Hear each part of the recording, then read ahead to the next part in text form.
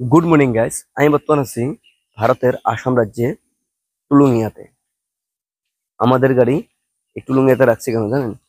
যদি বঙ্গাইগাতে রেক লাগে তাহলে এখান থেকে বঙ্গাইগাঁও একদম সামনে, একদম অসরে, ওর জন্য আমি এখানে রাখছি। আর যদি কয়লার ওয়াটার হয় জুগুখোপাতে, তাহলে জুগুখোপা বগলে, সেজন্য আমি এখানে রাখছি যে রেক লাগা বঙ্গাইগাতে লোড করবো। আর যদি কয়লার ওয়াটার হয় তাহলে জুগুখোপাতে লোড করবো। ওইটা ভাবি আমি এখানে গাড়িটা রাখলাম, দুটো জায়গায় সামনে সামনে আছে। এখন আমি দাঁত ঘষে মুখ টুক ধুয়ে একটু চা খাবো।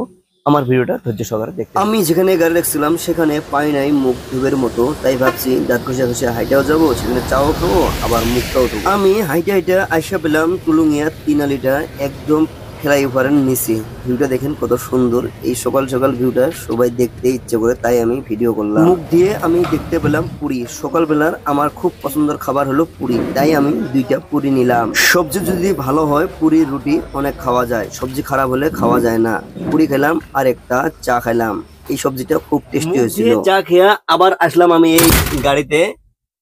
আজকের মিনি ব্লগটা এখানে শেষ করলাম। সবাই ভালো থাকুন, সুস্থ থাকুন।